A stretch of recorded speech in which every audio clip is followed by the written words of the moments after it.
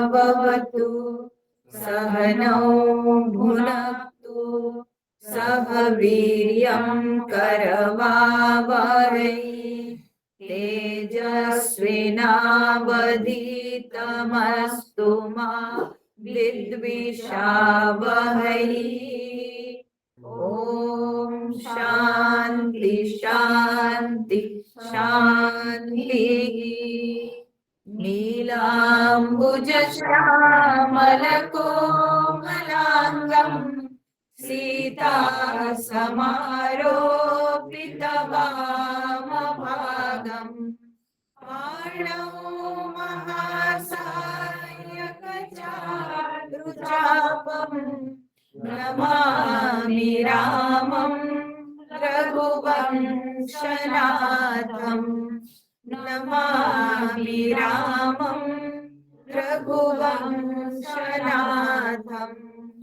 अतुलितबलधामं हेमशैलाभदेहम्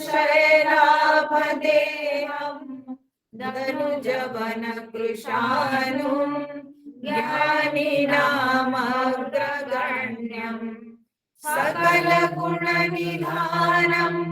वानराणामधीशम् रघुपतिप्रियभक्तं वातजातं नमामि रघुपतिप्रियभक्तं वातजातं नमामि।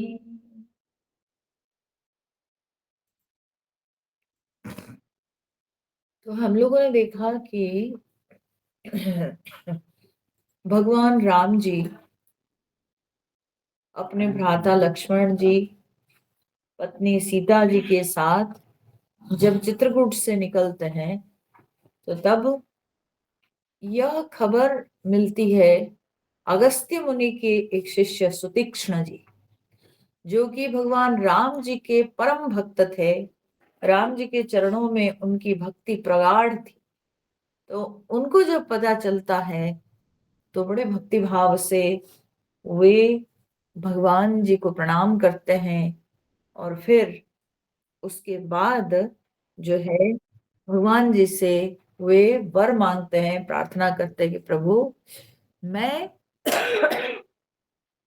आपको यही छवि में देखना चाहता हूं, आपके भ्राता और पत्नी सीता सहित मैं आपको अपने हृदय में सदा आपको देखना चाहता हूं। आप मेरे हृदय में इसी रूप में ही निवास कीजिए। तो भगवान उनको तथास्तु किए। गोस्वामी तुलसीदास जी इसका वर्णन कर रहे हैं कि भगवान ने उनकी बात को स्वीकार किए, एवमस्तु कहते हुए भगवान स्वीकार किए। और उसके बाद सुतीक्ष्ण जी भगवान को छोड़ नहीं दिए, बल्कि भगवान के संग चलने लगे। ठीक है, क्यों? क्योंकि उनको भगवान के साथ और कुछ समय मिल जाएगा, है ना। तो इसीलिए सुतीक्ष्ण जी भगवान के संग ना छोड़कर भगवान के साथ चलने लगे। कहा ना, अगस्त्य मुनि के आश्रम।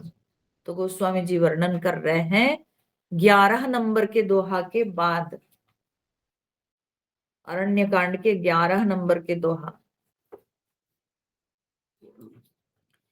एवमस्तु करि रमा निवासा हर्षि चले कुंभ ऋषि पासा बहुत दिवस गुर दर्शन पाए भये मोहि यही आश्रम आए अब प्रभु संग जाऊं गुर पाही तुम कहनाथ निभोरा नाही देखी कृपा निधि मुनि चतुराई लिए संग बिहसे द्वौ भाई, पंथ कहत निज भगति अनुपा, मुनि आश्रम पहुँचे सुर भूपा, तुरत सुतीक्षण गुर पहि गयउ, करी दंडवत कहत अस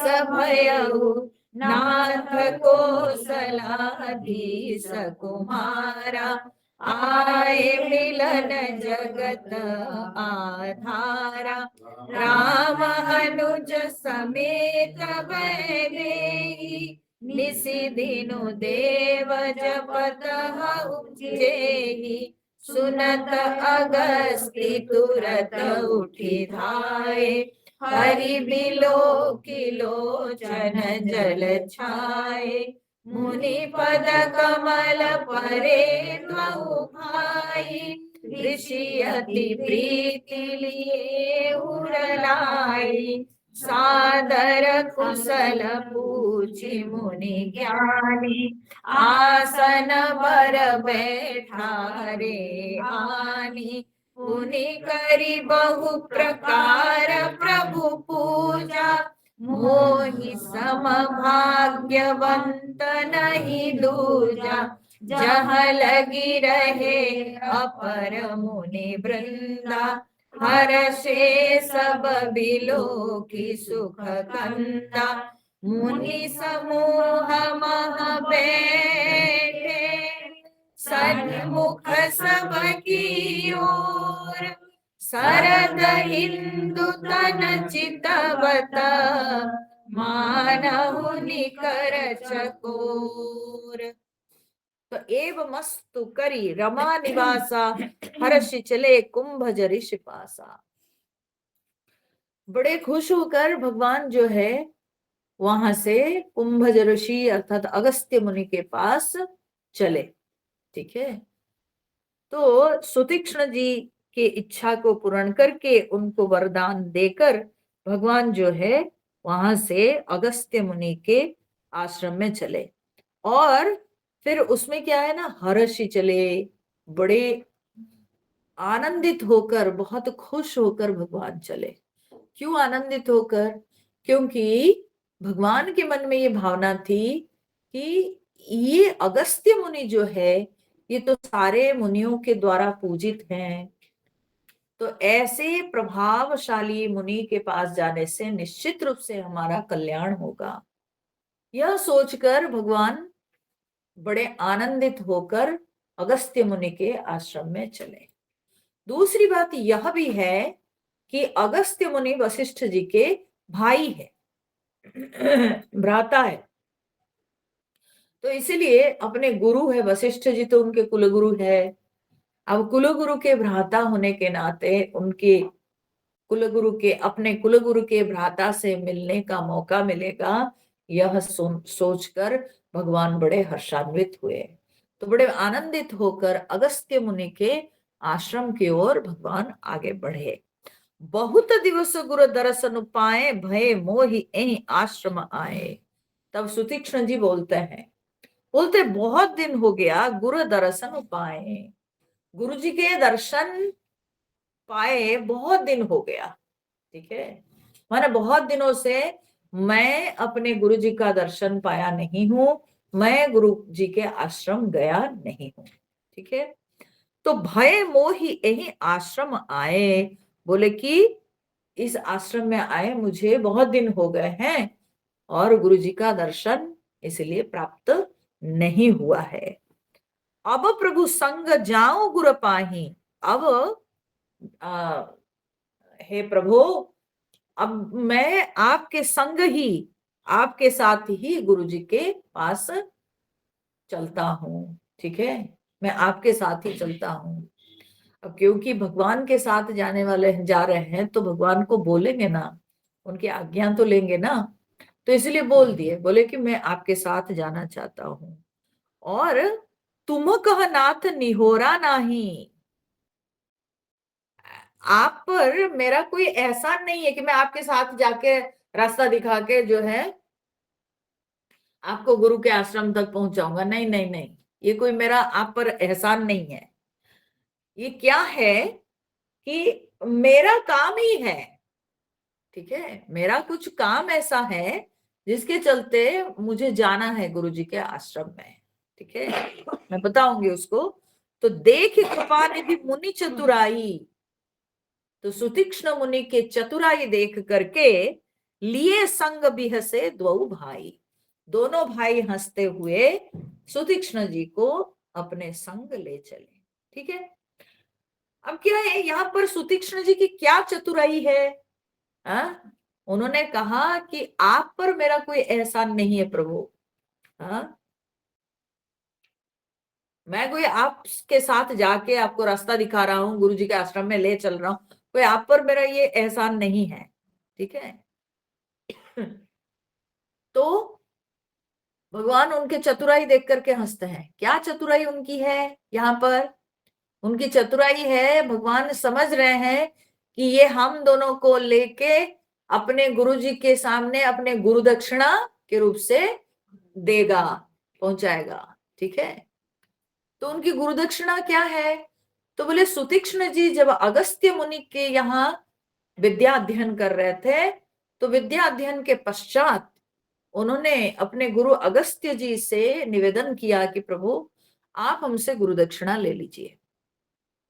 अगस्त्य मुनि ने उनको कहा नहीं, चलो मैं तुम्हारे ऊपर बड़ा प्रसन्न हूं, मुझे कोई दक्षिणा नहीं चाहिए, तुम जाओ जाओ बेटा, तुम अपने रास्ते जाओ। लेकिन सुतीक्ष्ण जी माने नहीं, बोले नहीं नहीं नहीं गुरुजी, आप मुझसे दक्षिणा लीजिए, बिना दक्षिणा दिए ज्ञान जो है वो बड़ा भार हो जाता है, इस ऋण से मैं ये ऋण के भार से डूब जाऊंगा, मेरे को नहीं, दक्षिणा दे के ही जाना है। जब बहुत जिद किए, तब अगस्त्य जी ने कहा कि तुम इतना जिद कर रहे हो गुरु दक्षिणा देने के लिए, तो फिर तुम राम सीता जी को साथ लेके आना, यही तुम्हारी गुरु दक्षिणा, जाओ तुम गुरु दक्षिणा के रूप से हमको राम सीता जी का दर्शन कराओगे, जब तुम लेके आओगे तब तुम गुरु दक्षिणा से मुक्त होगे।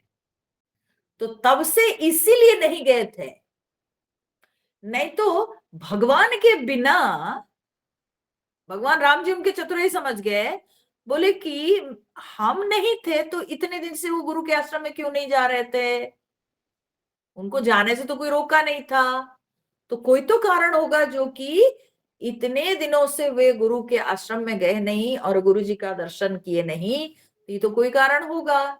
तो भगवान उनके चतुराई समझ गए, बोले कि अच्छा, हमको तुम गुरु दक्षिणा के रूप से जाके गुरु को दोगे या पहुंचाओगे, इसीलिए तुम हमारे साथ चलना चाहते हो, हम समझ गए। साथ चलने से ही काम होगा ना, भगवान अकेले पहुंच जाएंगे तो उनका तो हो नहीं पाएगा। तो इसलिए भगवान बोले हो तुम्हारी चतुराई हम समझ गए। तो इसलिए भगवान मन ही मन हंसे और हंस करके बोले चलो चलो फिर हमारे संग चलो, ठीक है। तो इस तरह से जो है राम जी के साथ सुतीक्ष्ण जी चले और पंथ कहत निज भगति अनूपा, मुनि आश्रम पहुंचे सुर भूपा। तो रास्ते में ये जो चल चल के जा रहे थे, तो रास्ता कैसे कटेगा?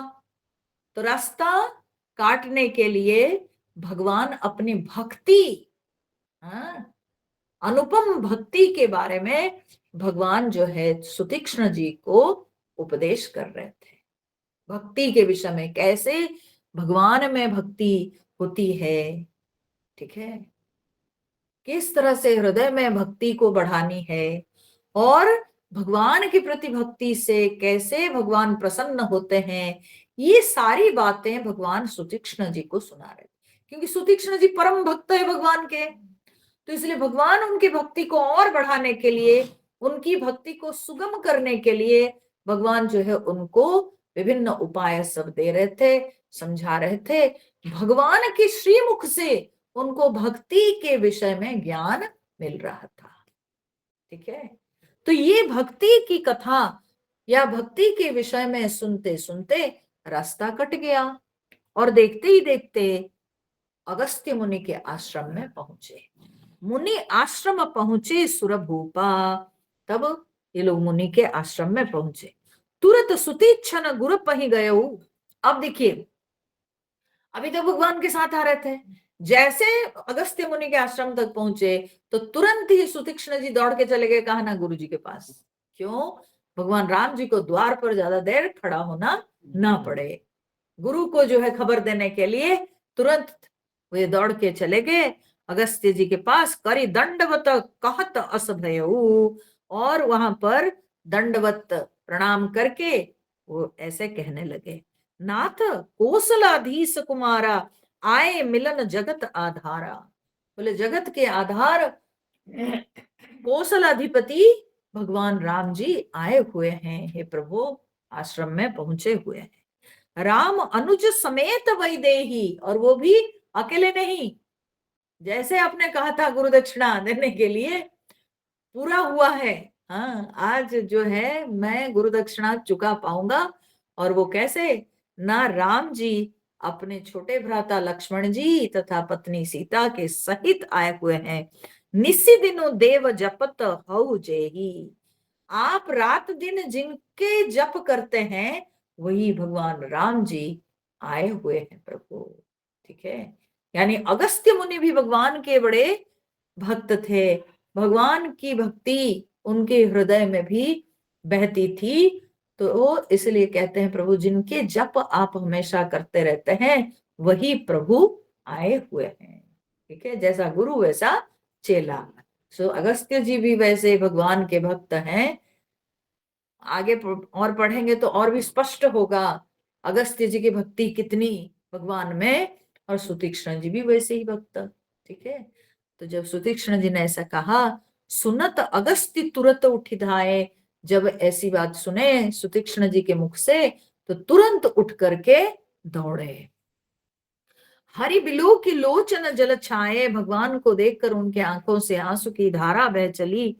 मुनिपद कमल परे दो भाई, अब दोनों भाई राम जी और लक्ष्मण जी दोनों अगस्त्य मुनि के चरणों पर गिर पड़े, माने प्रणाम किए। ठीक है, मुनिपद कमल परे दो भाई, दोनों भाई। पता है, मैं यहाँ पर एक चीज बताना चाहती हूँ। एक बार क्या हुआ ना, मुझे किसी ने पूछा था ये बात को, किसी ने पूछा कि अम्मा, आप तो जो है सन्यासी बन गई, और सन्यासी बनने के बाद भी आप अपने जो बड़े हैं, जो रिश्ते में बड़े हैं, उनको आप प्रणाम क्यों करते हैं? अपने चाचा, अपने जो है नाना, दादा दादी, ऐसे जो है उन लोगों को आप प्रणाम क्यों करते? आप तो सन्यासी हो गए। हम बोले, जब भगवान प्रणाम कर ले रहे थे तो हमको किस खेत की मूली है कि नहीं? जब अगस्त्य मुनि भगवान मानते थे, भगवान के प्रति अगस्त्य मुनि के हृदय में इतनी भक्ति थी। ठीक है, लेकिन फिर भी भगवान राम जी जाके अगस्त्य मुनि के चरणों में गिर पड़े, उनको प्रणाम करते हैं। तो जो भगवान अपनी मर्यादा नहीं भूलते हैं, जब भगवान बड़ों को प्रणाम करते हैं, तो जब भगवान करते हैं तो हम लोग क्यों नहीं करेंगे? है ना? तो इसलिए संसार में रह के जो मर्यादा है उसका पालन करना धर्म है। ठीक है, ये शरीर जब तक है तो जो सांसारिक मर्यादा है उन मर्यादाओं का पालन करना चाहिए। ठीक है, तो गुरुजन और अपने से जो बड़े बुजुर्ग, जो हमारे माता पिता दादा दादी नाना नानी ये सब जो हुए, तो उनको प्रणाम करना ये हमारा धर्म होता है। तो यहाँ पर मुनि के चरणों में भगवान राम जी और लक्ष्मण जी प्रणाम किए। ऋषि अति प्रीति लिए उरलाई, मुनि अगस्त्य जी उनको अति प्रसन्नता से दोनों भाइयों को अपने हृदय में लगा लिया। सादर कुशल पूछ मुनि ज्ञानी, आसन बर बैठारे आनी। उसके बाद बड़े आदर पूर्वक कुशल समाचार पूछे दोनों भाइयों को, और बहुत सुंदर आसन दे करके इनको बैठाए। ठीक है, अगस्त्य जी इनको बैठाए। पुण्य करी बहु प्रकार प्रभु पूजा, और फिर बैठाकर भगवान जी की पूजा अगस्त्य जी करते हैं। इतनी अद्भुत बात है ना। अगस्त्य जी के चरणों में गिरे भगवान राम जी, और अब फिर अपने आश्रम में ला करके अगस्त्य जी भगवान को सुंदर आसन पर बैठाकर उनको उनकी पूजा करते हैं, षोडशोपचार में पूजा करते हैं भगवान जी की। सोचो, बाहर क्यों नहीं किए? क्योंकि बाहर वे प्रकट करना नहीं चाहते थे कि भगवान ही ब्रह्म है, भगवान ही परमात्मा है। ठीक है, भगवान की लीला में बाधा डालना नहीं चाहते थे। इसलिए बाहर जब भेंट हुए तो राम जी उनके चरणों में प्रणाम किए। आश्रम के अंदर जब चले आए तो आसन देकर बैठाकर भगवान की पूजा किए अगस्त्य जी। ठीक है, तो इस तरह से भगवान की बहुत प्रकार से पूजा करके मोहि सम भाग्यवंत नहीं दूजा, उन्होंने कहा कि प्रभु मेरे समान कोई भाग्यवान संसार में नहीं है कि आज आप हमारे आश्रम में स्वयं पधारे हैं। ये तो भक्त पर अनुग्रह करने के लिए हुआ ना, आप स्वयं पधारे हैं हमारे आश्रम में। हाँ? साधक लोग, योगी लोग अपने जीवन भर साधना करते रहते हैं भगवान के दर्शन पाने के लिए, भगवान को पुकारते रहते हैं, लेकिन फिर भी दर्शन नहीं मिलता है। और प्रभु आज आप स्वयं हमारे आश्रम में पधारे हैं, तो मुझसे भाग्यवान और कौन होगा। और जिनको देखने के लिए, जिनका दर्शन प्राप्त करने के लिए साधक योगी लोग सब नित्य निरंतर भगवान के जप करते हैं, ध्यान करते हैं, लेकिन फिर भी प्रत्यक्ष दर्शन नहीं होता है। आज वे प्रभु हमें प्रत्यक्ष दर्शन हो रहे हैं, तो मेरे से भाग्यवान कौन हुआ, है ना। तो संसार में दूसरा कोई मेरे जैसे भाग्यवान नहीं है कि प्रभु कृपा करके अनुग्रह करके स्वयं हमारे आश्रम में पधारे हैं, और भगवान के अनुग्रह के कारण आज मैं अपने प्रभु को प्रत्यक्ष देख रहा हूं। तो इसलिए मैं अपने आप को भाग्यवान समझ रहा हूं। जहां लगी रहे अपर मुनि वृंदा, हर से सब बिलो की सुख कंदा। बोले वहां पर जहां तक और सब मुनि ऋषि लोग थे, अर्थात जितने भी और सब मुनि ऋषि लोग वहां पर उपस्थित थे, सबके सब बहुत ही भगवान के मुख को देखकर बहुत प्रसन्न हो गए। मुनि समूह मह बैठे सन्मुख सबकी ओर। भगवान उन मुनि समूह में बैठे हुए थे, कैसे न, सम्मुख सबकी ओर, सबके ओर भगवान अपने मुख कर रखे थे कि सब भगवान के मुख को देख पाए। भगवान परम दयालु है, भगवान समझते थे कि मेरे मुख को देखने के लिए लोग तरस रहे हैं, तो इसीलिए मैं सबके ओर मुंह करके बैठूं। ठीक है, मैं सबके ओर मुंह करके बैठूं और मेरे मुख को सब लोग देख पाए।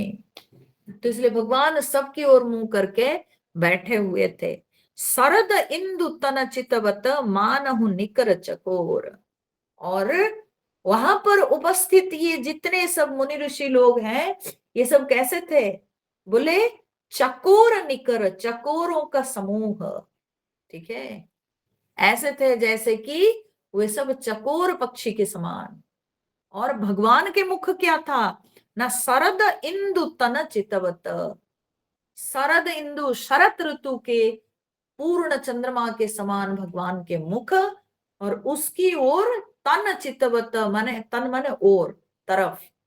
ठीक है, तो शरत चंद्रमा की ओर देख रहे थे कौन ना, ये ऋषि रूपी, माने ऋषि रूपी चकोर समूह शरत चंद्रमा की ओर जैसे कि देख रहे थे, ऐसा लग रहा था। ठीक है, तो तब बोलते हैं कि तब रघुबीर कहा मुनि पाही, तुम सन प्रभु दुराव कछु नाही। तब भगवान राम जी ने मुनि अगस्त्य जी से कहा, बोले कि तुम सन प्रभु दुराव कछु नाही, हे प्रभु, आपके साथ मेरा कोई छिपाव नहीं है, मैं कुछ छुपाता नहीं हूं। तुम जान हो जेहि कारण आयो, जिस कारण से मैं यहाँ आया हूं वो आप सब जानते हो। माने मेरे मन की बात कुछ छिपी नहीं, आप सब जानते हो मेरे मन के अंदर क्या है, किस कारण से मैं आया हूं वो आपको पता है, मैं कुछ छिपाता नहीं हूं। ताते तात न कही समुझायऊ, बोले इसी से है तात न कही समुझायऊ, मैं कुछ समझा के नहीं इसीलिए बता रहा हूं।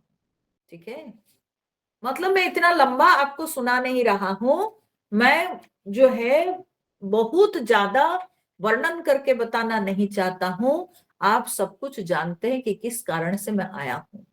माने भगवान ने इशारा कर दिए कि रावण की मृत्यु के लिए मेरा अवतार हुआ है, और उस कार्य को पूरा करने के लिए तथा जो निशाचर समूह अभी पृथ्वी के भार बन गए हैं उन सब के नाश करना ये मेरा लक्ष्य है। तो इसीलिए मैं वन में आया हुआ हूं। तो मैं उसको समझा समझा के नहीं बता रहा हूं, मैं सब कुछ प्रकट नहीं कर रहा हूं। ठीक है, तो आप तो सब समझते हैं, आपको मैं क्या बताऊं। ठीक है, अब सो मंत्र देहु प्रभु मोही, हे प्रभु अब आप मुझे वही मंत्र दीजिए, जेहि प्रकार मारो मुनि द्रोही, जिस प्रकार से मैं सारे मुनियों के साथ द्रोह करने वाले मुनि द्रोही निशाचरों को मैं मार पाऊं, आप वैसा मंत्र हमें दीजिए। ठीक है, आपको याद होगी भगवान जब आ रहे थे तो भरद्वाज मुनि से पहले मिले थे। ठीक है ना, तो भरद्वाज मुनि से भगवान ने क्या पूछा था कि रास्ता बता दीजिए, मार्ग। ठीक है, मार्ग बता दीजिए। क्यों? क्योंकि भगवान को वहां ठहरने का इष्ट नहीं था, वहां भगवान को निवास नहीं बनाना था। इसलिए भगवान भरद्वाज मुनि से जब मिले थे तो बोले आप मार्ग बता दीजिए। फिर आगे चल करके वाल्मीकि जी से जब भगवान मिलते हैं तो कहते हैं स्थान बता दीजिए। क्यों? क्योंकि भगवान को वहां कुछ समय रहना था, क्योंकि भरत जी के भगवान राह देख रहे थे, भरत जी आके मिलेंगे भगवान से, इसीलिए भगवान को वहां कुछ समय रहना इष्ट था। तभी भगवान ने वाल्मीकि जी से स्थान पूछे थे। अब यहाँ पर जब आते हैं अगस्त्य मुनि के यहाँ, तो यहाँ क्या पूछते हैं ना, मंत्र बता दीजिए जिससे कि मैं निशाचरों को मार सकूं। ठीक है, क्यों? क्योंकि भगवान अब प्रण ले चुके हैं, प्रतिज्ञा कर चुके हैं। जब वो हड्डियों के ढेर को देखे तब भगवान को पता चला कि भाई ये राक्षस लोग मुनि ऋषियों को खा करके हड्डी के ढेर बना दिए हैं। तब भगवान प्रतिज्ञा लिए हैं कि मैं राक्षसों को मार के धरती को निशाचर हीन कर दूंगा। ठीक है, तो क्योंकि भगवान प्रतिज्ञा ले चुके हैं तो इसलिए यहां पर आकर के भगवान अगस्त्य मुनि से मंत्र मांगते हैं। ठीक है, मंत्र माने क्या होता है? मंत्रणा। ठीक है, मंत्र माने मंत्रणा। ठीक है, आप सुझाव दीजिए, हाँ? आप अपना सुझाव दीजिए जिससे कि मैं निशाचरों को मार सकूं। कहां से शुरू करूं, कैसे शुरू करूं, कैसे निशाचर मिलेंगे, है ना? तो आप सुझाव दीजिए। वहां तो अगस्त्य मुनि के प्रभाव से कोई निशाचर आते नहीं थे उस आश्रम में। तो भगवान ने पूछा कि आप हमको मंत्रणा दीजिए, आप हमको सुझाव दीजिए जिससे कि हम निशाचरों को मार सके। कैसे हम निशाचरों को मारेंगे, कहां से शुरुआत होगी? तो आप वो उपाय, वो सुझाव दीजिए। तो मुनि मुस्काने सुनी प्रभु वाणी, भगवान की वाणी को सुन करके मुनि मुस्कुराए। क्यों? बोलते जिनको सब पता है वे मुझे पूछ रहे हैं, हाँ? ये भगवान की लीला। ठीक है, तो पूछे वो नाथ मोहि की जानी, मोहि का जानी। तो बोलते हे नाथ आप मुझे ये क्यों पूछ रहे हो? क्या जानकर आप मुझे ये पूछ रहे हो कि मैं आपसे ज्यादा बुद्धिमान हूं, मैं आपसे ज्यादा ज्ञान रखता हूं? ऐसा कभी हो सकता है? तो हे प्रभु, आप क्या समझकर मुझे ऐसा प्रश्न किए हो? हाँ? तो तुम्हारे ही भजन प्रभाव अघारी, हे अघारी, हे पाप के शत्रु, हे पाप को दमन करने वाले प्रभु, ये तो आप ही के भजन के प्रभाव से जानो महिमा कछुक तुम्हारी। थोड़ा बहुत आप ही के भजन के प्रभाव से मैं थोड़ा बहुत आपकी महिमा को समझ पाया हूं, वो भी बहुत ज्यादा नहीं, थोड़ा बहुत। ठीक है, आपकी महिमा को थोड़ा कुछ मैं समझ पाया हूं। तो आप क्या समझकर मुझे पूछ रहे हैं प्रभु मंत्र? मैं क्या आपको सुझाव दूं? आप खुद ही जानते हैं। उमरी तरु विशाल तब माया। उमरी तरु, उमरी मतलब क्या होता है ना, उसको क्या बोलते हैं? गुलर। ठीक है, तो वो गुलर वृक्ष जो है, तो कहते हैं उमरी तरु विशाल तब माया। आपकी जो माया है वो गुलर वृक्ष के समान है। ठीक है, गुलर माया में क्या होता है? भगवान की माया शक्ति से संसार में सब जो है चर अचर जीव सब सृष्टि होते हैं। ठीक है, आपने गुलर वृक्ष देखा है? उसमें गुलर फल कैसे सब होता है? गुत्थे हुए एकदम, छोटे छोटे छोटे छोटे एकदम गुत्थे हुए इतने इतने। ठीक है, हाँ, तो इसलिए उन्होंने वही याद किया, बोले कि आपकी माया जो है ना वो गुलर वृक्ष के समान है, और उसके अंदर फल ब्रह्मांड अनेक निकाया। और जैसे गुलर वृक्ष में गुलर के जो फल होते हैं छोटे छोटे छोटे छोटे गुत्थे गुत्थे एकदम, हाँ, सैकड़ों फल होते हैं, बोले उसी तरह से अनेक ब्रह्मांड है।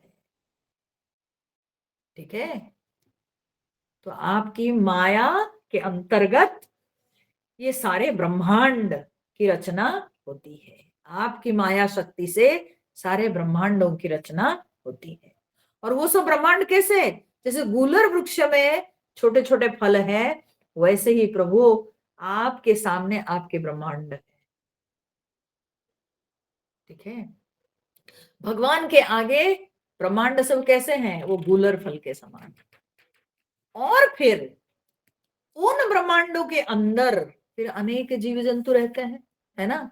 प्रत्येक ब्रह्मांड में उसके अंदर फिर प्राणी जीव जंतु सब रहते हैं। तो कहते हैं जीव चराचर जंतु समाना, भीतर बस ही न जान ही आना। तो उसके अंदर, उस गूलर फल के अंदर क्या होता है? बोलते हैं कि छोटे छोटे छोटे छोटे जंतु कीड़े होते हैं, इसलिए गूलर फल को अपवित्र फल माना जाता है। ठीक है, जैन लोग तो खाते ही नहीं उसको, गूलर फल को, और आजकल लोग उपवास करके उसको खा लेते हैं। उपवास करके गुलर फल को, हाँ, क्या है कि, अरे रुको ना, मैं बता रही हूँ ना, वो क्या है, हाँ, उसी उसी तरह के जात के तो अंजीर ही होता है। ठीक है, वही उसी टाइप के ही है। तो अंजीर फल को भी अपवित्र माना गया है। ठीक है, अंजीर को भी बहुत अपवित्र माना गया, वैसे ही है, वो भी वैसे ही है, वही एक जात के हैं। ठीक है, एक ही जात के हैं, वो कहता है। हाँ, तो ये जो गूलर फल होता है ना, उसके अंदर छोटे छोटे छोटे छोटे जीव सब होते हैं। दाना दाना, हाँ, फल तो उसके अंदर बीज तो दाना दाना होता है, लेकिन उसमें जीव छोटे छोटे कीड़े होते हैं, छोटे छोटे कीड़े बहुत होते हैं गूलर फल के अंदर। ठीक है, तो बहुत लोग तो सब्जी बना के खाते हैं गूलर फल। अच्छा, कच्चा में कीड़ा नहीं होता है, लेकिन लेकिन उसमें क्या पता, कीड़े का अंडा होगा तो क्या पता, ठीक है।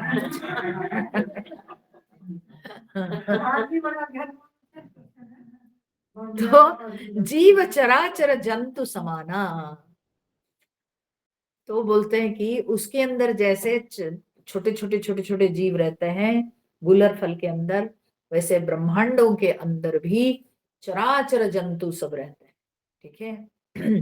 भीतर वसही, सब ब्रह्मांडों के अंदर बसते हैं, और न जान ही आना, और दूसरा कुछ जानते नहीं। जैसे इस पृथ्वी के अंदर हम लोग रह रहे हैं, हम बस इस पृथ्वी की बात ही जानते हैं, ये पृथ्वी से बाहर हम कुछ नहीं जानते हैं, हमको कोई ज्ञान नहीं। हमारी एक सीमा है, ठीक है, हमारी समझ की एक सीमा है, हमारे इंद्रियों की एक सीमा है। तो इसलिए हम अपने इंद्रिय की शक्ति, हम अपने बुद्धि की शक्ति से परे नहीं देख पाते, नहीं समझ पाते हैं। तो हम ये जो छोटी सी जो पृथ्वी है, जो कि हमारा निवास स्थान है, बस हम उतनी ही बात समझते हैं, उससे बाहर की बात और कुछ समझते नहीं है। क्यों? क्योंकि जीव की बुद्धि स्वल्प है, जीव की बुद्धि बुद्धि सीमित है, जीव की इंद्रिय की शक्ति सीमित है। तो स्वल्प शक्ति को धारण करके जीव जो है इस अनंत विश्व ब्रह्मांड को समझ नहीं पाता है। इसके अंदर कितने ब्रह्मांड है, ये साधारण जीव उसको ना देख पाता है, ना समझ पाता है। तो जिस ब्रह्मांड के अंदर या जो लोक के अंदर वो रहता है, बस उसी लोक को ही केवल वो जानता है। तो न जान ही आना, वो दूसरा कोई ब्रह्मांड को समझता नहीं, या दूसरे लोक का उसको ज्ञान नहीं रहता। ते फल भक्षक कठिन कराला, तब भय डरत सदा सो काला। तो बोलते हैं कि उस फल के भक्षक, उस फल को खाने वाला, ठीक है, हाँ, वो फल को खाने वाला, तो कौन से फल, फल नहीं बल्कि वो फल के अंदर रहने वाले जो सब कीड़े हैं, उन सबको खाने वाला कौन है? तो बोलते हैं कठिन कराला काला, हाँ, बड़ा कठोर काल। काल जो है वो सारे जीव जंतु चराचर जगत को सबको समाप्त कर देता है। कितने ब्रह्मांड बने, कितने ब्रह्मांड नष्ट हो गए, कितने जीव जंतु की सृष्टि हुई, और फिर उनके नाश भी हुआ, मृत्यु भी हुई। तो जीव जंतु से लेकर चराचर जगत से लेकर ब्रह्मांड तक सबकी सृष्टि होती है और सबका नाश होता है। और ये नाश जो है ये किससे होता है, किसके प्रभाव से? ना काल के प्रभाव से। तो कराल काल के वश में सब कोई आ जाते हैं, और ये कठिन, ये जो काल है, ये काल सबको ग्रास करता है। तो कहते तब भय डरत सदा सो काला, और वो काल आपके भय से हमेशा जो है डरता रहता है, उसको हमेशा डर रहता है, वो काल भी आपसे, आपको डरता है, ठीक है। जो काल को जीव जंतु सब डरते हैं, वो काल आपको डरता है, ठीक है। ते तुम सकल लोकपति साई, पूछे हो मोहि मनुज की नाई। अगस्त्य जी कहते हैं प्रभु वही आप, विश्व ब्रह्मांड के अधीश्वर, सकल लोकपति साई, हाँ, सारे लोगों के स्वामी आप हैं। और आप वही आप मुझे ऐसा प्रश्न करते हो जैसे कि आप एक साधारण मनुष्य हो, हाँ? एक साधारण मनुष्य के समान आप मुझे प्रश्न कर रहे हो प्रभु। हम्म? तो यद्यपि ब्रह्म, सॉरी, कहते हैं कि यह वर मांगो कृपा निकेता, बसहु हृदय श्री अनुज समेता। तो बोलते हैं कि हे प्रभु, इसलिए मैं वर मांगता हूं, हे कृपा निधान, बसहु हृदय श्री अनुज समेता। आप अपने भ्राता समेत आप मेरे हृदय में सदा विराजमान कीजिए प्रभु। कितनी आपकी कृपा है। क्यों ऐसे बोलते हैं वो वर मांगे? बोलते कितनी कृपा है प्रभु, आप भक्त के सामने अपने आप को कितना छोटा कर देते हो। यह आपका प्रेम नहीं तो और क्या है? हम्म? आप भक्त के सामने अपने आप को कितना छोटा कर देते। यशोदा मैया के सामने भगवान कितने छोटे हो गए। हाँ, यशोदा मैया के डंडा भी खाए। हाँ, यशोदा मैया जी के रस्सी में भी बंध गए। यशोदा मैया के कितने डांट डपट खाए। कितने छोटे भगवान हो जाते हैं। भक्त के सामने भगवान कितने छोटे बन जाते हैं। और भक्तों को कितना ऊंचा उठा देते हैं भगवान। तो ये भगवान की कितनी कृपा है। तो इसलिए कहते हैं कि हे कृपा निधान, आप सदा मेरे हृदय में निवास कीजिए प्रभु, मुझे कभी छोड़ना नहीं। यही मुझे वर दीजिए, हमेशा आप मेरे हृदय में निवास कीजिए। तो अविरल भगति बिरति सतसंगा चरण सरोरुह प्रीति अभंगा। बोलते हैं प्रभु, मुझे आप अपने अविरल भक्ति, हाँ?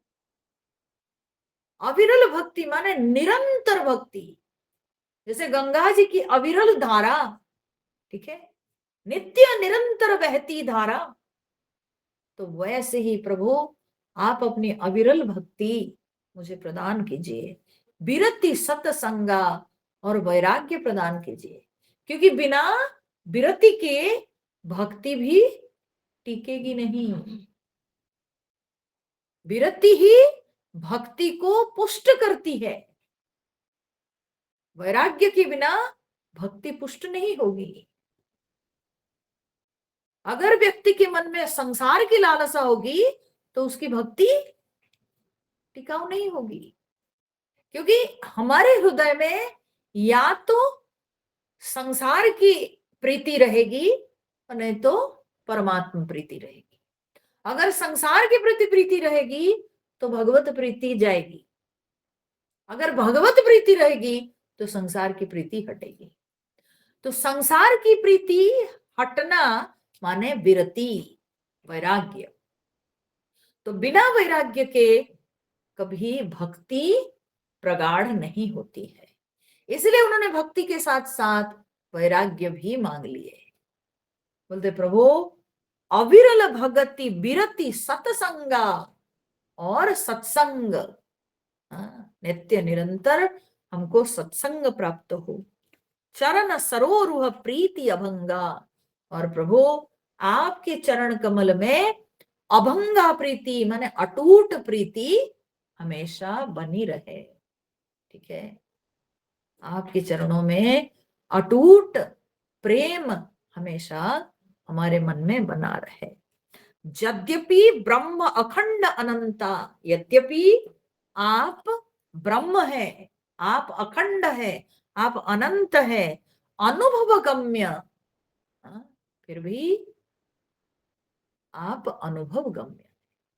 आप है अखंड अनंत, लेकिन फिर भी आप अनुभव गम्य है। ठीक है, क्यों? क्योंकि जब आप अखंड है, आप तो खंडित नहीं, आप तो बाधित नहीं। तो जब खंडित नहीं, बाधित नहीं, तो आप मेरे हृदय में भी हो, आप सबके अंदर अंतर्यामी रूप से विद्यमान हो, तो इसलिए आप अनुभव गम्य है। ठीक है, आप नहीं होते तो कहीं से खोजना पड़ता, मुश्किल था, मिलेंगे कि नहीं मिलेंगे। लेकिन जब आप जब अखंड है, अनंत है, तो आप जब सर्वत्र हैं, तो इसलिए आप मिलोगे तो सबके हृदय में, तो आप अनुभव गम्य है। ठीक है, यद्यपि आप ब्रह्म है, अखंड है, अनंत है, परंतु आप अनुभव गम्य, क्योंकि परमात्मा सबके हृदय में निवास करते हैं। भगवान तो अबाधित तत्व है, कहीं बाधित नहीं है, सर्वत्र विद्यमान है। तो जब परमात्मा के अस्तित्व सर्वत्र है, तो वे मेरे हृदय में भी है। तो जब मेरे हृदय में है, तो वो भगवान निश्चित रूप से मुझे अनुभव में प्राप्त होंगे ही, है ना। अगर मैं अपने हृदय में झांकू तो निश्चित रूप से वे परमात्मा मेरे अनुभव में आएंगे। क्यों? क्योंकि वे मेरे अंदर विद्यमान है। तो इसीलिए कहते हैं, यद्यपि प्रभु आप अखंड अनंत है, लेकिन आप अनुभव गम्य है। इतना सुंदर देखिए भाव का कैसे समन्वय होता है, इसको जो है ना जोड़ करके समझना पड़ता है। शब्दों के अंदर रहस्य क्या है, ठीक है। नहीं तो है हम पढ़े हुए हैं, बोर हो रहे हैं बैठ के, ठीक है।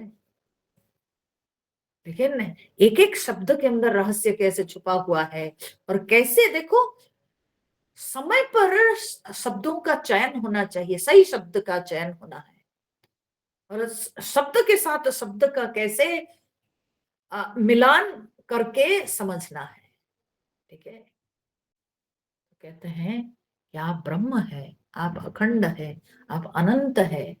यद्यपि आप ब्रह्म अखंड अनंत है, लेकिन आप अनुभव गम्य, ठीक है।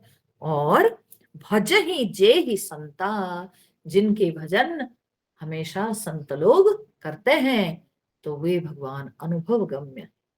असतव रूप बखानऊ जानऊ, यद्यपि मैं आपके ऐसे रूप को जानता हूं और वर्णन भी करता हूं। किस रूप को? वो जो अंतर्यामी, वो जो अनंत अखंड ब्रह्म रूप, अर्थात निर्गुण, ठीक है।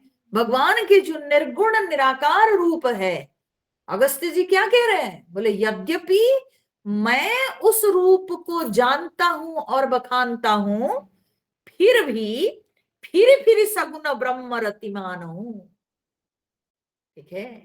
फिर भी मेरे जो है बार बार सगुण ब्रह्म रतिमान हूं, सगुण ब्रह्म में मेरी रति हो जाती है, मेरा प्रेम हो जाता है, ठीक है।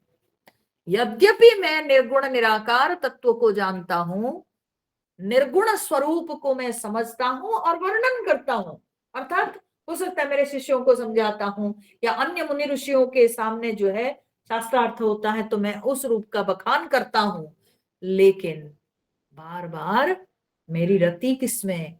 न सगुण ब्रह्म में। सगुण ब्रह्म कौन सा हुआ? जो रूप में आपको सामने देख रहा हूं, ठीक है। ऐसे रूप में मेरा बार बार जो है प्रभु प्रेम मैं मानता हूं, ठीक है। क्यों? क्योंकि निर्गुण निराकार रूप में क्या प्रेम होगा? उसमें क्या प्रेम होगा? वो तो केवल अनुभव गम्य विषय है ना। तो प्रेम होता है भगवान के सगुण रूप में। सगुण रूप में माधुर्य है, सगुण रूप में आकर्षण है, सगुण रूप में शोभा है। तो इसलिए भगवान के सगुण रूप के प्रति प्रेम उत्पन्न होता है। तो कहते हैं निर्गुण निराकार को जानते हुए भी प्रभु बार बार मैं सगुण रूप में प्रेम भाव रखता हूं। तो संतत दासन देहु बढ़ाई, बोले प्रभु आप हमेशा अपने भक्तों को बढ़ाई देते हो, ठीक है। आप हमेशा अपने भक्तों को ऊंचा उठाते हो, ये तो आपका स्वभाव है, आप अपने भक्तों को ऊंचा उठाते हो। ताते इसी से मोहि पूछे रघुराई, इसीलिए हे प्रभु आप मुझे यह प्रश्न किए हो कि मंत्र आप दीजिए, मुनिवर आप हमको मंत्र दीजिए जिससे कि हम निशाचरों को मार सके। इसीलिए आप पूछे हो, क्यों? क्योंकि आप अपने भक्त को बढ़ाई देना चाहते हो, आप भक्त को ऊंचा उठाना चाहते हो। इसमें क्या होगा? भक्त का नाम बढ़ेगा कि भगवान को उन्होंने रास्ता दिखाया था, है? उन्होंने जो कहा भगवान उसको मान गए थे, ठीक है ना।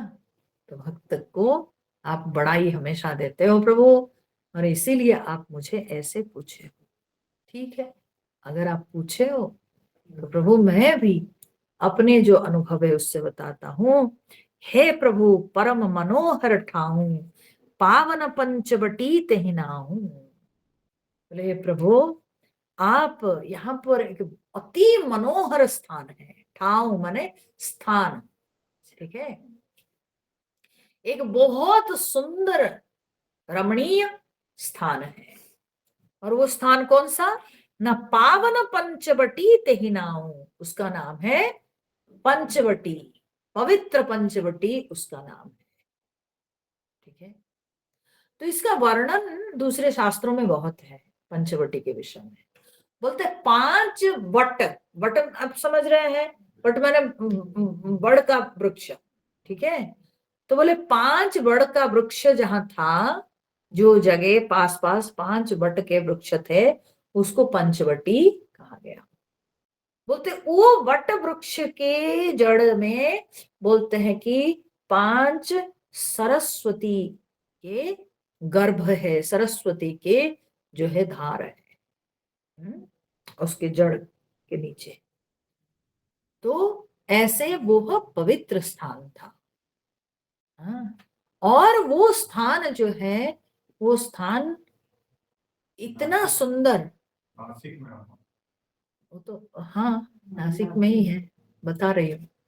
तो गोदावरी नदी के तट पर जो है वर्तमान समय के जो नासिक स्थान है, तो नासिक में ही ये पंचवटी स्थान जो है उपस्थित है।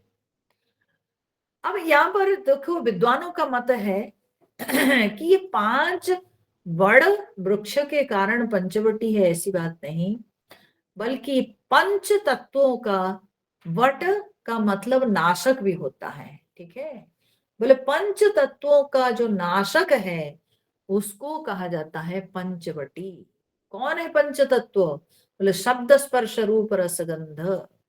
ठीक है, ये 5 विषयों का प्रभाव जहां पर नहीं पड़ता है, ऐसा सुंदर घना जंगल से आवृत वो स्थान है कि वहां पर ये जो विषयों का आकर्षण वहां पर टिकता नहीं है।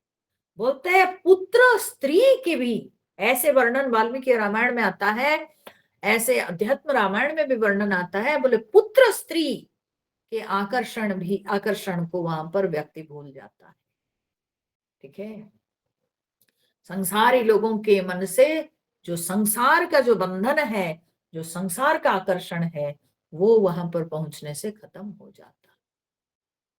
ठीक है, तो ऐसे वो पवित्र स्थान था पंचवटी, और उस पंचवटी में अगस्त्य मुनि ने कहा कि प्रभु आप वहीं पर निवास कीजिए। पंचवटी तो की पंचवटी तेहिनाऊ, उस स्थान का नाम है पंचवटी।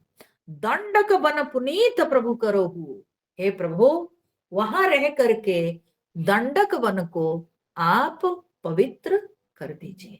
ठीक है, उग्र साप मुनिवर कर हरहु, वहां मुनिवर के जो उग्र तपस्या है, उग्र कठोर साप को आप हर लीजिए। ठीक है, किनके? ना गौतम ऋषि के उग्र शाप को आप हर लीजिए। हमको लगता है, मैं थोड़ा भूल रही हूँ कि वाल्मीकि रामायण में है, मेरे को आज थोड़ा पढ़ने को टाइम नहीं मिला। मेरे को लगता है ये गौतम ऋषि का श्राप था कि वहां कोई पता नहीं जीव जंतु रहेंगे नहीं, कि क्या ऐसा था कुछ दंडक वन में। ऐसा ही श्राप जहाँ अहल्या के आश्रम में था, वैसा ही श्राप वहां भी। तो कह रहे हो ना वहां कोई जीव जंतु ये सब कोई ठहरेंगे नहीं, था वहाँ। हाँ बता रहे हो क्यों था, ये मैं बता रही हूँ। मेरे को जहां तक ये है, बोले कि ये आ, कोई कोई कारणवश ये मुनि ऋषि लोग जो है वो गोहत्या का पाप लगाए गौतम ऋषि पर। ठीक है, और गौतम ऋषि तब जो है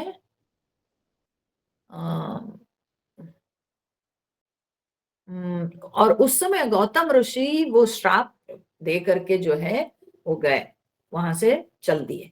ठीक है, और जाके बोलते हैं कि ब्रह्मगिरी ना उसको कहते हैं, ब्रह्मगिरी के श्रृंग पर वे तपस्या करने लगे।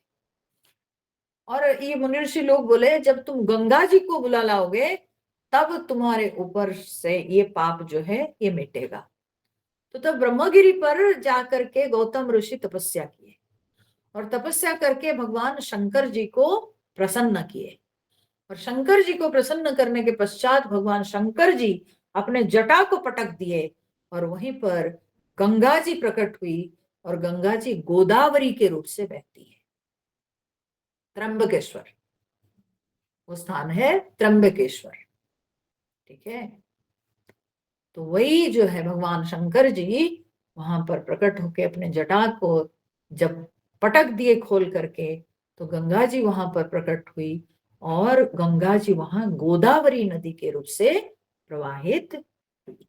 ठीक है, तो इस प्रकार से गौतम ऋषि के ऊपर से वो पाप मिटा, परंतु उनका जो श्राप था कि वो जंगल में कोई पशु पक्षी कोई जो है जीव जंतु नहीं रहेंगे, नहीं वहां पर टिकेंगे, तो इसीलिए अभी कह रहे हैं अगस्त्य मुनि की प्रभु आप दंडक वन में जा करके, पंचवटी नाम के स्थान है, बहुत सुंदर रमणीय स्थान है, एकांत स्थान है, वहां जाकर के प्रभु रहिए और रह करके जो गौतम ऋषि के श्राप के कारण वो जो वो स्थान जो बिल्कुल सूना पड़ा हुआ है, तो आप उस श्राप से उस स्थान को मुक्त कीजिए। तो ऐसे जब उन्होंने कहा वास करहु तह रघुकुल राया, कीजे सकल मुनिन पर दाया। तब भगवान जा करके वहां भगवान से उन्होंने प्रार्थना किया कि प्रभु आप सारे मुनियों के ऊपर दया करके वहां निवास कीजिए। चले राम मुनि आय सुपाई, तब भगवान उनकी आज्ञा प्राप्त करके वहां पहुंचे, तुरंत ही पंचवटी नियर आई।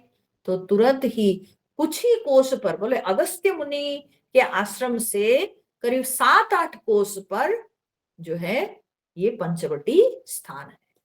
बोलते आज भी अगस्त्य मुनि के आश्रम का जो स्थान है वो अकोला के आसपास है, बोलते वो अभी भी आज भी जो है वैसे ही एकांत और बड़ा सुंदर स्थान है। इतना घना जंगल है, वो क्षेत्र अभी भी बड़ा पवित्र लगता है, बहुत ही सुंदर लगता है। ठीक है, सब लोग नासिक तो चले जाते हैं लेकिन इन स्थानों में कोई घूम के देखता ही नहीं, सब त्र्यंबकेश्वर चले गए, हो गया हमारा। ठीक है, भीमा शंकर त्र्यंबकेश्वर देख करके चल दिए, हो गया हमारा काम खत्म। समय लेके जाना चाहिए ऐसे तीर्थ स्थानों में, जब जाते हैं थोड़ा समय लेके जाना चाहिए, प्लस ज्ञान होगा तभी तो देखेंगे, है ना। तो ज्ञान नहीं होता है तो क्या देखेंगे ना, क्या खोजेंगे, क्या जानेंगे। तो अगस्त्य मुनि के जो आश्रम जो स्थान था वो भी बड़ा सुंदर स्थान, अभी भी वो स्थान वैसे ही सुंदर है और चारों तरफ बड़े पेड़ पौधे बहुत है और बहुत सुंदर लगता है वो जगह, जाने पे मन को बहुत शांति मिलती है। तो भगवान वहां पर रहने लगे, मुनि के आज्ञा प्राप्त करके भगवान वहां रहे। गीधराज से भेंट भई बहुविधि प्रीति बढ़ाई, गोदावरी निकट प्रभु रहे पर्ण गृह छाई। तब वहां पर क्या हुआ न, गीधराज से भेंट भई, गीधराज जटायु, ठीक है, जटायु से भगवान की भेंट हुई। हाँ? तो जटायु से कैसे भेंट हुई, लेकिन यहाँ वो गोस्वामी जी लिखे नहीं, पर वाल्मीकि जी ने लिखा है। बोले भगवान जब वो पंचवटी में पहुंचे तो देख रहे हैं कि एक बड़ा सा जो है ये क्या बोलते हैं, गीध पक्षी बैठा हुआ है। तो भगवान के मन में लगा ये तो घना जंगल है, ये कोई राक्षस जरूर होगा। ठीक है, तो भगवान तुरंत सजग हो गए, होके फिर भी भगवान उसके ऊपर बाण चलाने से पहले पूछे तुम कौन हो, हाँ? इतना बड़ा पक्षी, तुम कौन हो। तब उन्होंने कहा कि मेरा नाम जटायु है और मैं तुम्हारे पिताजी का मित्र हूं। ठीक है, दशरथ जी का मैं मित्र हूं। और भगवान जब ऐसे सुने उनके मुख से तो आश्चर्यचकित हो गए कि अरे मेरे पिताजी के मित्र हैं ये, हाँ? तब भगवान के मन में जो शंका थी वो शंका दूर हो गई। फिर उन्होंने कहा मैं अरुण का पुत्र हूं। ठीक है, मैं अरुण देव का पुत्र हूं जटायु और तुम्हारे पिता का मित्र हूं और मैं यहाँ निवास करता हूं। आगे चल करके मैं तुम्हारी भी मदद करूंगा। जब तुम कभी वन में जाओगे तो तब मैं तुम्हारा सहायक बनूंगा और अकेले सीता जब रहेगी आश्रम में तो मैं देखरेख करूंगा, मैं उनकी रक्षा करूंगा। तो तब से भगवान जो है ये जटायु पक्षी भी वहां पास में रहने लगे और भगवान इस तरह से जटायु के साथ भगवान की भेंट हुई, मित्रता भी हुई। मित्रता क्या, भगवान जो है सम्मान करते थे क्योंकि उनके पिता के मित्र होने के नाते। अब यहाँ पर प्रश्न उठता है कि दशरथ जी के साथ ये गीध पक्षी की मित्रता कैसे हुई भाई, है ना। तो तो कोई कोई कहते हैं ऐसे कि इसकी जो कथा है ना ये पद्म पुराण में आती है ये कथा। तो एक बार की बात है, वशिष्ठ मुनि ने कहा, वशिष्ठ मुनि के पास दशरथ जी बैठे हुए थे। तो जब समय काल के विषय में चर्चा भी तो होती है ना, तो उनके कुल पुरोहित है तो इसीलिए उन्होंने पूछा समय के विषय में, कैसा समय चल रहा है अभी, आप काल के गणना, आप तो काल के ज्ञानी है, तो बताइए। तो तभी वशिष्ठ जी ने कहा अभी शनि की गति होगी, कहा ना, रोहिणी नक्षत्र को भेद करके शनि अभी जो है गमन करेंगे। तो शनि की गति जब शुरू होगी तो 12 साल तक अनावृष्टि होगी, 12 साल तक तुम्हारे जो है इस देश में अनावृष्टि होगी, दुर्भिक्ष होगा, बहुत जो है कष्ट पड़ेगा। तो दशरथ जी क्या किए ना, तुरंत बोलते हैं कि इसका उपाय क्या है। तो वशिष्ठ जी ने कहा कि इसका कोई उपाय नहीं, शनि की दृष्टि जहां पड़ती है तो वो जलाकर राख कर देती है, तो शनि के प्रभाव से कोई मुक्त नहीं हो पाया, इसलिए राजन इसका कोई उपाय नहीं। पर दशरथ जी कोई मंजूर नहीं थी ये बात। दशरथ जी परम प्रभावशाली, हाँ? तो दशरथ जी क्या किए ना, हाथ में बाण लेकर के, धनुष बाण लेकर रथ पर बैठ करके चल दिए। सो शनि जिस जिस जो गति में चले, दशरथ जी उनके पीछे पीछे चले, उनका पीछा किए, ठीक है, उनका पीछा किए। और जब उनका पीछा किए तो तब शनि जब रोहिणी भेद करके ऊपर उठे, क्योंकि वो रोहिणी भेद करने से उनका जो है वो समय शुरू हो जाएगा और उससे क्या होगा ना, यहाँ अनावृष्टि आदि सब, उसको शकट भेद कहते हैं, ठीक है, तो ज्योतिषी भाषा में उसको शकट भेद कहते हैं। तो तभी दशरथ जी ने जब देखा कि ये रोहिणी भेद करके जाने के लिए अब तैयार हो रहे हैं, तो दशरथ जी उनको बाण मारे, शनि को, ठीक है। तो जब शनि को बाण मारे तो शनि क्षताहत हो गए और होके उनकी तरफ मुड़ के देखे, और मुड़ के देख करके शनि बोले कि वाह दशरथ, तुम्हारे युद्ध कौशल को देख करके हम बड़े प्रसन्न हो गए। पर शनि की दृष्टि पड़ते ही दशरथ जी का रथ जल गया, पर दशरथ जी को कुछ नहीं हो पाया क्योंकि दशरथ जी में इतना प्रभाव, इतनी शक्ति थी कि दशरथ जी को वे कुछ नहीं कर पाए। पर दशरथ जी के रथ क्योंकि प्राकृत था वो, तो वो जल के राख हो गया। और रथ जब नहीं रहा तो दशरथ जी क्या होंगे, गिरने लगे। तो जब दशरथ जी गिरने लगे तब ये जटायु पक्षी ही अपने पीठ पर बैठाकर उनको जो है धारण किए।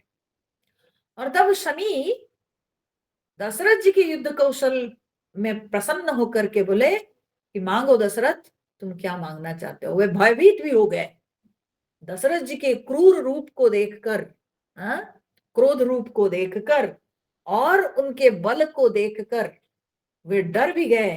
तब शनि ने कहा तुम वर मांगो। तब दशरथ जी ने उनसे प्रार्थना की कि आप, हे शनिश्चर, आप ये शकट भेद मत कीजिए। ठीक है, ये शकट भेद आप मत कीजिए। तो शनि ने बोला कि ठीक, ठीक है। हाँ, तब उन्होंने कहा, ये जो 12 साल के दुर्भिक्ष, हाँ, अनावृष्टि, इसको आप रोक दीजिए, आप शकट भेद नहीं कीजिए, ये अनावृष्टि और दुर्भिक्ष ये मेरे देश को ना पड़े। तब उन्होंने कहा ठीक है, हो गया। तो फिर लेकिन उनके मन में आया कि नहीं, इसको एक तीसरा वर देते हैं। तब शनि ने जो है कहा कि दशरथ, तुम मांगो और वर मांगो। तब दशरथ जी ने कहा कि हे शनिश्चर, आप अपना प्रभाव जगत के जीवों पर मत डालिए, किसी पर आपका प्रभाव ना पड़े, कि बहुत ही खराब रूप आपका, आपकी दृष्टि जीवों पर ऐसे क्रूर दृष्टि ना पड़े। तब शनि ने कहा कि नहीं, ऐसा नहीं होगा, क्योंकि प्रत्येक जीव का अच्छा समय आता है, बुरा समय आता है, और मैं तो केवल अपना धर्म पालन करता हूं। जो मर्यादा ईश्वर ने मुझे दी है, मैं अपनी मर्यादा का पालन करता हूं। तो प्रत्येक जीव को अच्छा बुरा समय तो सामना करना पड़ेगा। इसलिए ये नहीं हो सकता है, ये नहीं हो सकता है कि मेरा प्रभाव नहीं पड़ेगा। तो दशरथ जी उस समय शनि की स्तुति किए हैं। पद्म पुराण में वो जो शनि स्तुति है, तब उस स्तुति को सुनकर शनिश्चर प्रसन्न होकर बोले, लेकिन मैं ये वर देता हूं, इस स्तुति का जो पाठ करेगा उस पर मैं प्रसन्न रहूंगा। ठीक है, उस पर मैं प्रसन्न रहूंगा। ये स्तुति जो तुमने पढ़ा है, तो इस स्तुति को जो पाठ करेगा, मैं उस पर प्रसन्न रहूंगा और उस पर मेरा प्रभाव नहीं पड़ेगा। ठीक है, इसलिए लोक प्रचलित भी है, बोलते दशरथ जी के नाम लेने पे शनि का प्रभाव नहीं पड़ता। जैसे हनुमान जी के नाम लेने से, दशरथ जी के नाम लेने से, ठीक है, तो शनि का प्रभाव नहीं पड़ता है, कहते हैं। तो क्योंकि दशरथ जी शनि को हरा दिए थे, दशरथ जी वो स्तुति करके शनि को प्रसन्न भी किए थे। तो शनि स्तुति जो कि पद्म पुराण में वर्णन आता है। ये मत, मुझे मत मांगो, ठीक है, कि अम्मा फिर वो शनि स्तुति भी दे दो। क्योंकि शनि स्तुति की बात आ गई ना, लोगों को लगता है कि हाँ हमको मिल जाए, हमको मिल जाए। जाओ पढ़ो, जाके खुद पढ़ो पद्म पुराण और पढ़ के निकालो शनि स्तुति। ठीक है, तो वही समय में ये जो जटायु जी जो दशरथ जी को मदद किए थे, तो इसलिए दशरथ जी और जटायु के बीच में मित्रता हुई। पर यहाँ पर विद्वानों का मत है कि, कई विद्वानों का मत है कि भाई पद्म पुराण में ये जटायु उनको अपने पीठ पर बसाए ऐसे वर्णन नहीं है। कुछ विद्वान कहते हैं ऐसा है, कुछ विद्वान कहते हैं नहीं, ऐसा वर्णन तो है नहीं। ठीक है, तो फिर कैसे मित्रता हुई? तो बोलते हैं ठीक है, नाता बना देते हैं, जब वो ये बात नहीं तो दूसरी बात को मान लेते हैं। तो कश्यप के पौत्र मनु, जो कि दशरथ के रूप में आया है ना, कश्यप ऋषि के पौत्र, कश्यप ऋषि के पौत्र जटायु भी है। ठीक है, तो कश्यप ऋषि के पौत्र जटायु भी है, और कश्यप ऋषि के पौत्र मनु जो कि दशरथ जी के रूप में आए हुए हैं। तो इसीलिए जटायु जो कि बड़े बुद्धिमान ज्ञानी थे, तो वे कहते हैं तुम्हारे पिता हमारे नाते में भी कुछ बनते हैं और मित्रता भी है। ठीक है, इस तरह से नाते रिश्ते के कारण हमारी मित्रता हुई है। तो इस बात को सुनकर भगवान जो है बड़े प्रसन्न हुए, बहुविधि प्रीति बढ़ाई, बहुत प्रकार से उनके साथ प्रीति बढ़ी, और गोदावरी नदी के निकट में प्रभु रहे पर्ण गृह छाई। पर्ण गृह करके गोदावरी नदी के तट पर भगवान निवास करने लगे। जबते राम कीन तह बासा, सुखी भय मुनि बीती त्रासा, गिरिवन नदी ताल बिछाए, दिन दिन प्रति अति हुई सुहाए। जब से भगवान वहां निवास करने लगे तब से मुनि ऋषियों के भय मिटने लगा, और वहां पर पर्वत, नदी, वन, हाँ, तालाब, सब की सुंदर, हाँ, शोभा बढ़ गई, और दिन प्रतिदिन जो है सबके सब और ज्यादा रमणीय होने लगे। खग मृग वृंद आनंदित रहहि, मधुप मधुर गुंजत छबिलहि। वहां पर पशु पक्षी सब के सब बड़े आनंदित रहने लगे, और भ्रमर सदा वहां पर गुंजन कर रहे थे। और सो बन बरनि न सक अहि राजा, वो इतना सुंदर दृश्य होने लगा चतुर्पार्श्व में, जिसको स्वयं शेष भगवान भी अपने 1000 मुखों से वर्णन नहीं कर सकते हैं। जहां प्रगट रघुबीर विराजा, जहां पर स्वयं भगवान निवास कर रहे थे, उसके वर्णन तो कोई भी नहीं कर सकता है। एक बार प्रभु सुख आसीना, लक्ष्मण वचन कहे छलहीना। एक बार की बात है, उस पंचवटी में जब भगवान पर्णकुटी में निवास कर रहे थे, एक बार की बात है, प्रभु सुख आसीना, भगवान बड़े ये सुखपूर्वक बैठे हुए थे। ये पंचवटी में जो भगवान का निवास था, प्रारंभिक समय की बात है, चित्रकूट पंचवटी में प्रारंभिक समय में, ये बड़ा आनंद का समय था भगवान का, ठीक है ना। तो इस समय में सीता जी साथ में है, भ्राता लक्ष्मण है, भगवान बड़े आनंद से वहां पर रह रहे हैं। तो इसलिए भगवान बड़े सुखपूर्वक वहां बैठे हुए थे। लक्ष्मण वचन कहे छलहीना, छल त्याग करके लक्ष्मण जी बोले। यहीं से राम गीता का प्रारंभ हो रहा है, ठीक है। ये राम गीता प्रकरण है, यहीं से शुरू हो रहा है। मैं खाली आज शब्दार्थ कर रही हूँ, लेकिन कल मैं इसका ये करूंगी, क्योंकि हम लोग राम गीता को एक सप्ताह पढ़ाते हैं, पूरा एक सप्ताह पढ़ाते हैं। ये पूरा वेदांत है, गीता है। हाँ, तो ये जो है वेदांत का विषय है, और ये एक एक सप्ताह हम लोग प्रवचन करते हैं इस पर। तो लक्ष्मण वचन कहे छलहीना, छलहीन होकर के लक्ष्मण बोले, माने मन में कोई कपट ना रखकर, निष्कपट होकर लक्ष्मण भगवान राम जी के निकट जाकर बोले। सुर नर मुनि सचराचर साई, हे सुर नर मुनि सचर अचर सबके स्वामी, मैं पूछूं निज प्रभु की नाई।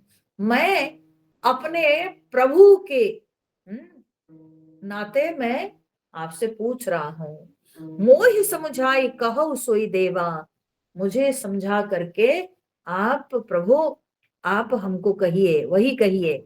सब तजी करऊं चरण रज सेवा, है, मैं सब त्याग करके आप मुझे वही कहिए कि जो मैं सब त्याग करके आपके चरण धूल की मैं सेवा करूं, ठीक है। सब कुछ त्याग करके मैं आपके चरणों में रम जाऊं, आप मुझे वही कहिए, माने वही ज्ञान दीजिए, ठीक है। कहो ज्ञान विराग अरु माया, हे प्रभु आप ज्ञान, वैराग्य और माया के विषय में हमको बताइए। प्रश्न किए लक्ष्मण जी। लक्ष्मण जी अपनी जिज्ञासा व्यक्त कर रहे हैं, उनको क्या जानना है भगवान से, तो वे अपनी जिज्ञासा व्यक्त कर रहे हैं। कहते हैं कि प्रभु आप मुझे ज्ञान, वैराग्य और माया के विषय में कहिए। कहू सो भगति करो जहि दाया, आप उस भक्ति के विषय में मुझे ज्ञान दीजिए जिससे आप दया करते हैं, ठीक है। तो ज्ञान, वैराग्य, माया, भक्ति, और फिर कहते हैं ईश्वर जीव भेद प्रभु, और फिर प्रभु आप ईश्वर और जीव का क्या भेद है वो हमको आप समझाइए। ईश्वर और जीव में क्या भेद है, क्या पार्थक्य है ईश्वर में और जीव में, वो कहिए। सकल कहूं समझाई, ये सब मुझे आप समझा के बताइए। जाते होई चरण रति, शोक मोह भ्रम जाई, जिससे मुझे आपके चरणों में प्रेम हो और शोक मोह भ्रम ये सब दूर हो जाए हमारे मन से। आप मुझे वही ज्ञान दीजिए। थोड़े ही मह सब कहूं बुझाई, सुनहु तात मति मन चित लाई। तब भगवान राम जी ने कहा कि हे तात, मैं थोड़े में तुमको बता रहा हूं, मैं संक्षेप में बता रहा हूं, पर मन लगाकर सुनो, ध्यान से सुनो जो मैं बता रहा हूं। अब ये बातें हैं, ये सबका रहस्य हम कल देखेंगे, क्योंकि ये बहुत सुंदर विषय है। तो इस विषय को अच्छी तरह से अध्ययन करना चाहिए। ऐसे भागम भागी करने से कहानी के जैसे वो नहीं चलेगा। ठीक है, तो ये सब विषय को अध्ययन करना चाहिए। तो कल हम लोग मिलेंगे, फिर कल इसके विषय में। राम गीता इसको कहते हैं। ठीक है, राम गीता है। राम जी से लक्ष्मण जी अपनी जिज्ञासा व्यक्त किए हैं। लक्ष्मण जी यहाँ पर शिष्य हुए हैं, या लक्ष्मण जी जो कि जिज्ञासु है और भगवान गुरु होकर के लक्ष्मण जी की जिज्ञासा को पूर्ण कर रहे हैं, उनके प्रश्नों के उत्तर देते हैं, उनको शिक्षा देते हैं। तो क्योंकि ये परमात्मा का अवतार है, रामावतार, और इस रूप में भगवान लक्ष्मण जी को ज्ञान दे रहे हैं, इसलिए उसको कहते हैं राम गीता। जैसे आप लोग भगवत गीता पढ़ते हो, जिसमें भगवान कृष्ण अर्जुन को क्या बोलते हैं, कुरुक्षेत्र में ज्ञान उपदेश दिए थे, वैसे ही इसको राम गीता कहते हैं, जिसमें भगवान राम जी लक्ष्मण जी को यह गूढ़ ज्ञान दिए। वेदांत के जो सूक्ष्म ज्ञान है, उस ज्ञान को भगवान ने यहाँ पर दिए। तो ये अरण्य कांड के बहुत ही सुंदर विषय है। ठीक है, तो इसको हम लोग धीरे धीरे अध्ययन करेंगे। हरि ओम। श्री राम जय राम जय जय राम, श्री राम जय राम जय जय राम, श्री राम जय राम जय जय राम, श्री राम जय राम जय जय राम, श्री राम जय राम जय जय राम, श्री राम जय राम जय जय राम, श्री राम जय राम जय जय राम, श्री राम जय राम जय जय राम, जय सीताराम जय हनुमान।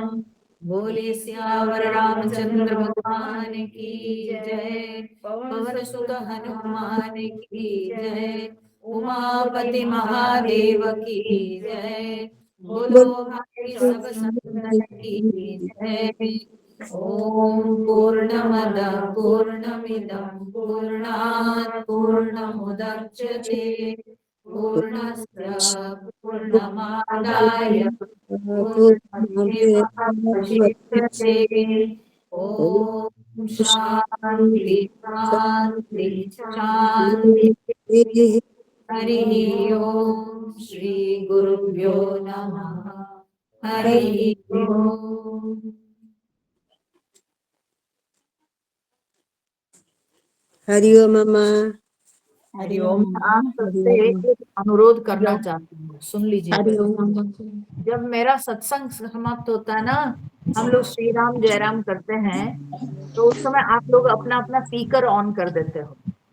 तो आपको क्या लगता है कि आप मेरे साथ गा रहे हो? ऐसा नहीं होता है, आगे पीछे होता है, मेरे साथ मैच नहीं होता है, समझे? तो उसमें क्या होता है ना, सबको बड़ा डिस्टरबेंस होता है। ठीक है, वो बिल्कुल मेरा श्री राम जयराम आगे बढ़ता है, आपका पीछे आता है।